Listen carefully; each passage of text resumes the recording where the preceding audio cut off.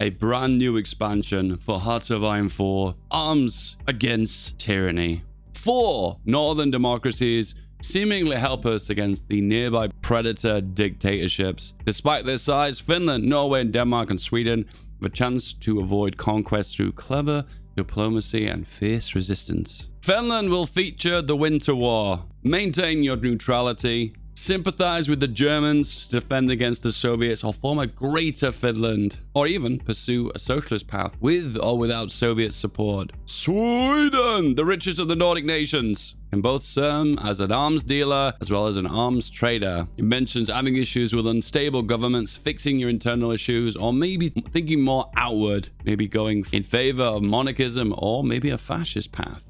Norway. Relieve the historical challenge of a young industrializing nation trying to stay neutral in the face of German aggression. Prepare for war by quickly arming to resist the war that is coming to your doorstep. Maybe try to get help by forming a Nordic Union or a communist revolution to stand against the might of the German Reich.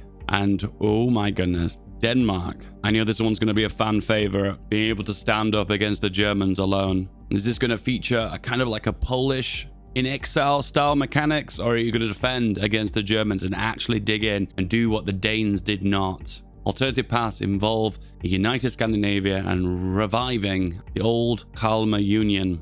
The features. Myos have been added. Military industrial organizations that can be leveled up, improved upon to give better, more awesome bonuses for your machines at war. The international market, allowing you to sell weapons to other members of your faction or other nations that are willing to be accepted. Some of the new stuff that I'm not aware of. New military options. Many updates and changes to design and organization of military divisions, including customization of special forces units, divisional specializations, and more. And of course, a new DLC will also come with new art and also come with 10 new songs. But that's enough of that. Let's talk about the new Finnish national focus. First of all, let's look at the screenshots.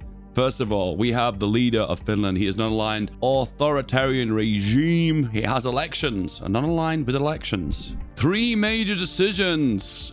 And we still have Sisu, the defensive spirit for Finland. Finland has only gained its independence from the Soviet Union in 1918 after a bloody civil war. The scars are still fresh. Only if the Soviet Union may make a reoccurring appearance. Another war, you say, but without the civil part at the beginning. Better put on your skis, boys. Finland itself is a complex political, diplomatic, and military situation, being a democratic nation, but nationalism, right-wing ideology were on the rise, probably opposing the Soviet Union on their doorstep. The Soviet-Finnish non-aggression pact was signed between both nations in 1932, and then it was re-signed again in 1934. However, the nations' relations were definitely not great, leaving Finland in a situation of uncertainty and vulnerability. This is what the nation looks like in 1936. We have Sisu given a 5% recoverable rate, as well as defensive core territory of 10%. Now that's a nerf. That wasn't as strong as it used to be. Let's have a cheeky peek. Finland. Sisu. Wow, it's such a massive nerf. You got attrition reduction, a massive 25% recovery rate, and 20% on the attack and defense. Here's my prediction. At the very beginning, you start off with this, but you have many national focuses to try and buff this further and gain a further edge. Sisu is a Finnish concept that is used to express the national character of the Finns. There is no literal English equivalent. Could be described as stoicism, tendency, resilience, unrelenting willpower, hardiness, and bravery. All of the above. I wonder if there'll be a Swedish national spirit for fika. I want the national spirit icon to be a cup of tea. Sisu will now be 5 stages, and they are tied to a balance of power mechanic. So what is it going to be in the other direction? The Sisu national spirit is even slightly more powerful than the old version. Let's have a look at the leader, and the leader has so many personality traits. Less stability, minimum surrender limit plus 15%, makes sense for Finland. Ideological defense, conservative nationalists giving stability, and infrastructure construction, a whopping 20%. Wow. This looks like the balance of power mechanic. Having less than 1% support for the democratic and communist ideologies will increase public trust. And I'm going to guess public trust is going to give you the Sisu defensive bonuses. And then you get concerned support for the socialists, which eradicates that trust And the Finnish sovereignty threatened loses more public trust. It's even integrity of your independence or siding with the socialists or threatening sovereignty by giving it away either to the Allies, the Axis, or the Comintern. So the leader has a personal agenda trait. Trust here of low trust doesn't actually show you what it does. Form a military government, 150 political power. Oof, goodbye democracy. Besides this, there are also 5 ranges of balance of power, and each of them will provide a version of the Sisu national spirit. And you can see here, look, so having high trust gives a simultaneous bonus to Sisu. So again, this is exactly how I thought it would work. And these bonuses are super strong. Be aware, 20% to attack and defense sounds amazing. But remember, this is only on core territory. And Finland isn't a very big nation overall. You will be able to change your non-aligned leader, not only by the balance of power decisions, but also by certain events. His term will end at the end of 1937. And you get an event where you can decide if you want to re-elect him or not. He will also die at some point in late 1940. And we have a bunch of different leaders here. This gentleman is going to save you a lot of political power overall and gain you political power. This gentleman gains you political power, efficiency cap, and daily support for non-aligned. This gentleman gives 1% recruitable population. A little bit on the low end, but okay. Gaining you war support and also a 10% war penalty stability modifier of plus 10%. Oh, that's interesting. So it means overall at peacetime, you're losing 5%, but then at wartime, you're getting plus 5. And this cheeky chap, oh my God, I love his face. Oh my goodness. 5% stability. He's against war. Improve relations, maintain costs. Oof. And also acceptance of democracy and communism. Wow, okay. This feels like it goes against the principles of being neutral. Oh no, is this another Switzerland? More neutrality? Oh no. But one interesting fact I've just missed is there are different factors will increase or decrease the balance of power mechanic with public trust. For instance, the military guy here being at war will increase trust, or being at peace will constantly decrease it. New Finnish advisors. Some titles here that look familiar. Captive industry, selling workhorse, humble appeaser. Military advisors, a close air support proponent. A genius defense. Wow. We also have a genius army regrouping and a genius German commander. And also an expert of radio intelligence, which is new. A German commander. Comment below, guys. What do you think this guy will do? The German commander will do X. When it comes to unit leaders, Finland now starts the game with a fair amount of generals to choose from. Ooh, and this guy is a veteran Jaeger. He also increases the amount of XP he gets for a bunch of other traits.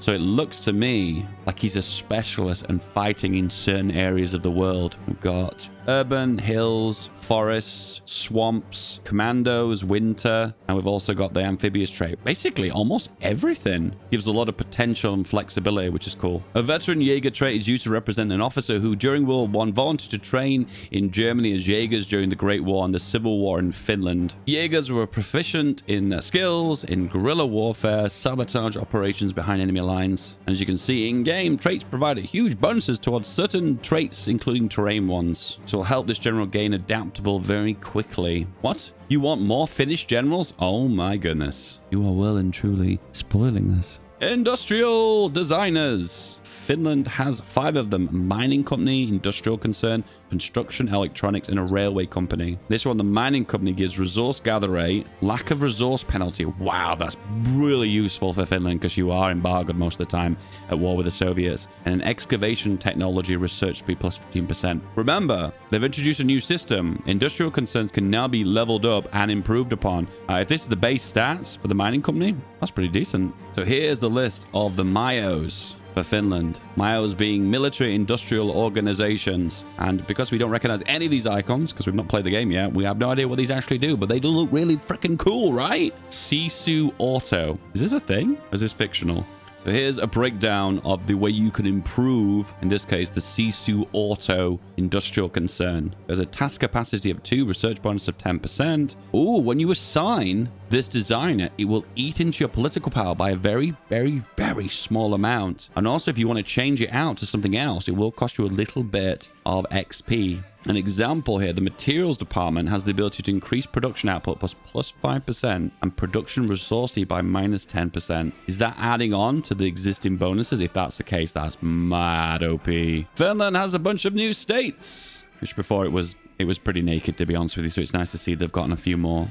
More victory points have been added. One of the issues with Finland is that it had like about 4 or 5 different victory points, and sometimes you would take all of their main cities and they wouldn't surrender, so you'd have to just gobble up a lot of their land. But now it looks like we probably take enough cities to knock them out of the war. Look at the Finnish focus tree. Now, I know what you guys are going to say. You're going to say, why is it so small? Please don't do this. Big focus trees aren't always better, okay? Bigger isn't always better. Trust me, I know. It's all about content. And if these focuses have meaningful, impactful changes to the player, that's what really matters. Okay, we've got a bit of a zoom in here. So this is the industrial part. Enhanced southern infrastructure development. Bank in Åland, which is probably consumer goods. Power plant. Oh, interesting. Be interesting to see what that one does. Maybe consumer goods reduction again, a bit like the one that Portugal has with the hydroelectric dams. Power of the dams. I personally think this part of the focus tree is the least interesting, because I told you I don't get really excited for focus trees. So I'm going to blitzkrieg this one. So first of all, we have 20% improvement to construction speed. Will that pair up with... Didn't the leader say he gained infrastructure as well? So could you stack these on top of each other? I like this, but some part of me just says 20% isn't enough. And it lasts for 3 years, which is kind of cool. Therefore, it's not overly OP. But the fact it gives you 2 civilian factories as well, I mean, you can't really complain about this, can you? Found the Pojalan Vima.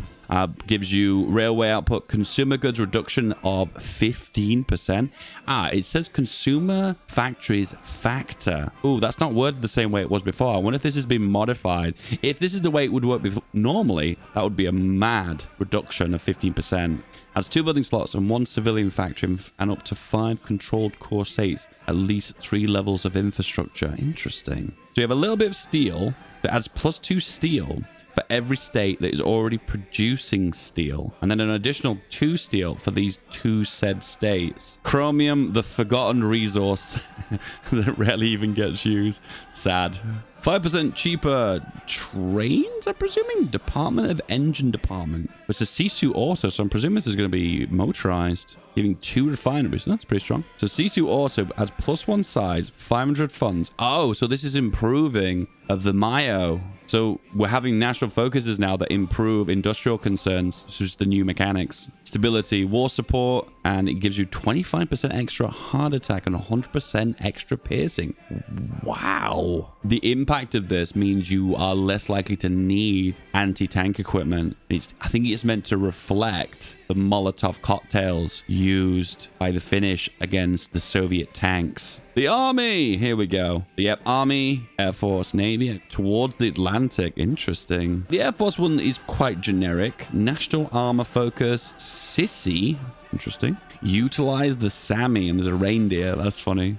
This one's kind of interesting. Sabotage and retooled. That's interesting. I like the idea that if a nation can't afford armor or tanks or ships, they can find a way of utilizing them on a budget, either by stealing them or using some kind of cheaper version that you can get through focus tree. I really like that concept. We do have the Jaeger movement as well. That's interesting. Extra refresher exercises. Very well named, Paradox. Would you like to take a 70-day refresher course? Some of the bonuses are a little bit weak. The recoverable factor is pretty sweet though. Here we go, the Jaeger movement. So we're gaining org. That's massive. Special Force capacity plus 50%. Wow. Breakthrough's decent. Special Forces out of supply penalty reduced by 10%. Wow. And gives you a bunch of new different generals. As I imagined, gives you a massive capture ratio. 30% is huge. Conversion plus 30%. Lack of resources minus 15%. It also improves one of the Mayos as well. And when the mechanized of 1944 is researched, it becomes 10% cheaper and create a variant of the BT-42 light tank based on the improved light tank chassis. And this is the BT-42. It's slightly confusing because it's got the turret and the cannon the wrong way around. Paradox, are you trying to confuse us right now? Are you duping us right now? Oh, presets! Oh! So now you can create your perfect tank. And then you can just load it in with the pre-made designs that you've already got. The community's asked for this for so long. It's nice that we're being heard. To summarize, it looks like the Finnish had a special tactic when it came to encirclement tactics. It was Motti tactics, where they would come up against Soviet columns of armor, and instead of directly intercepting them and fighting them on the fronts, which would be fruitless, they were choosing to navigate through the more tighter forests on skis to try and intercept them and flank them at different angles. And it is reflected in this focus. So it gives organization when moving reduced by 15%. Wow. Is this a permanent bonus too? Recon bonus whilst entrenched. That makes me think that recon's going to change. They're reworking recon. And whilst attacking, you gain a 10% attack speed. It also unlocks new multi-tactic decisions. And here's an example of one of them here. Oh, they're specific to region. I'm not a big fan of these kind of mechanics, to be honest with you. Because I always think they're a little bit micro-intensive, and I feel like they're a bit annoying sometimes, that if you want to use them on the board, it sometimes gets a little bit confusing if you're getting the bonus or not. So what we're doing, we're getting a massive capture ratio, big speed, big enemy reduction to speed, local supplies, attrition reduction. So what you're doing here is you're setting up loads of ambush tactics in these said regions that are very densely packed full of trees. And it's the example of them actually in effect. It doesn't seem to be any timer though. It doesn't actually say how long this will be available for. So it looks like to me, whenever you're in the winter war, you have the ability to activate this in all said regions. It kind of makes me think that the Soviets have got to win this effectively and quickly. The winter war! Said bonuses you would probably expect. The only one here that really sticks out is the minus 15% combat penalties in core territory. So you're kind of more immune to supply penalties. And here we go, boys. What is this? a winter logistics company giving you a massive boost to cold acclimatization factor by plus 50%. Pretty big bonus to defense as well. Bunch of other stats. But also, whenever you're fighting in snow, you gain a massive attack and defense bonus of movement speed bonus. Now, the way it currently works, snow is something you never want to be fighting in. The penalties are just too much. And what have we got here? We also have a long-range patrol company. It gives equipment capture ratio, a little bit of HP, 150% initiative. And it also gives you a bunch of defense and soft attack as well. Oh, and interestingly enough, not only is increasing your initiative by 150% overall, but it's also increasing the flat amount of efficiency by 0.25. So it kind of is a signal company and a recon company gelled into one, but with like so many bonuses. Look at all these bonuses. You know, in a weird way, with these terrain bonuses, it's kind of doing what an engineer does, but there's no entrenchment. If this is something you can use into the mid and late game, this is going to be mad strong. Maintenance meets recon meets signal company meets engineer all as one. That is insane. This is Sissy. As the conflict rages on, our lightly trained Sissy troops become an invaluable asset in the Finnish army. Am I saying that right? Sissy? Sissy? Gains initiative as a flat bonus, recon bonus when entrenched, a long-range patrol attack. Whoa. Whoa. What's a long-range patrol attack? What? Okay, so this makes me think this is a new tactic. It's called long-range patrol attack and long-range patrol defense. So what it's saying is this tactic, when utilized, will give these bonuses. That's my guess, because it seems to be paired with recon stuff and initiative. So it looks like some of the national focuses for the Air Force gives you a bunch of aces. Different. We've not had that before. That's always cool. Coastal defense focus will grant you a little bit of everything, including dockyard, doctrine bonus, extra speed for building coastal forts, and will help you research a cheaper and slightly weaker railway guns. Finland are getting a discount railway gun. Fair enough. The left side of the branch will find a focus to boost production of convoys and unlock decisions which will convert convoys into weak military vessels. Wacky, cheaper destroyer or ship by using whatever you've got in hand. That is so cool. And my goodness, they're pretty weak. But hey, can you complain? No. This is a fairly powerful bonus that allows the Finns to control at least one Atlantic coast. If you're able to do that, you gain these big bonuses. Expand these policies. Ah, the Finns, well known for their strong global expansionist ambitions. Politics! Oh, wow. And surprisingly, the historical path is called Finnish neutrality. Oh, look at that one at the bottom right. Greater Finland. And you can actually see it eats into a little bit of Norway and Sweden. And it's from coast to coast, east to west, eating into the Soviets as well. Oh, that's so fun. So this is my little bit of a gripe with these focuses. I feel they're called, I'm going to refer to this as tooltip overload. And I think it should be important that whenever you hover over a focus, one, it should be neatly displayed, but also it shouldn't require an excessive amount of reading to really understand what it actually does. And some of the newer focuses from Paradox have this problem where they kind of do like so many little things, but then require like a lot of time to actually read before you even make a judgment behind it. And there's some on here that are seem pretty strong, such as consumer goods reduction, as well as compliance gain. Research 10% is pretty decent as well. But then we've also got the movement of the balance of power as well. I've got nothing against reading, by the way. I'm not against complexity, but I just feel like a focus should be summarized really quickly on what it does. And when you've got this big block of text, it makes it kind of difficult. And we have strengthen the military administration, giving defense stability, war support, XP, XP, XP. And finally, dreams of expansionism. This looks like it varies depending on who is the prime minister of Finland at that said time, which gives you lots of factory output, and it also reduces justification. So it's a very strong imperialistic focus of expansion for Finland. Extremely optimistic. There is an option which is very similar to the Portugal path, which denies you from joining factions or creating a factions, but gives you some interesting bonuses here. So you don't suffer as much war support damage from enemy bombing and casualties. Really hefty stability bonus whilst at war. And you seem to really love fascism, but you don't want to join a fascist faction. Cooperation with Germany, which is a historical path. Oh no, it's not, because it allows the Germans to declare war on the Soviet Union. That would be amazing to do in single player, because then the Soviets might not be prepared for this attack, and therefore you might find that the Germans will swallow up their whole front line. The Finnish March of Conquest gains attack against major countries plus 10%. Breakthrough against other enemy countries by 10% as well. So not only are you gaining really strong defensive bonuses and attack bonuses on core territory with Sisu, you're also gaining them externally too. Not just your cores, but also outside your cores. So this one I think is the historical one, a cry for help. So it gives you a bonus of a year, which gives you international volunteers and a division recovery rate. Well, what do we have here? Greater Finland. That is a mighty thick Finland. Finland literally breathing down the neck of Leningrad. Oh, and they also control Estonia as well. Nice. When the winter war starts, when the Soviets declare war on you, you'll get this event. They'll fire 3% recruitable factor, less attrition, defense on core territory plus 10%. Pushing them back to Leningrad or Moscow, one of the two, well, Leningrad's ideal because it's really close, will allow you to demand peace negotiations, which will give you control from coast to coast, so the Arctic coastline. Finish territorial demands for peace. Oh wow, 3 pieces of land that have no factories, in the middle of nowhere, no infrastructure. Definitely humiliating for Stalin, but is it really a win for Finland? The Soviets can refuse. Wow, and if they do, you suffer from a big penalty over 3 years.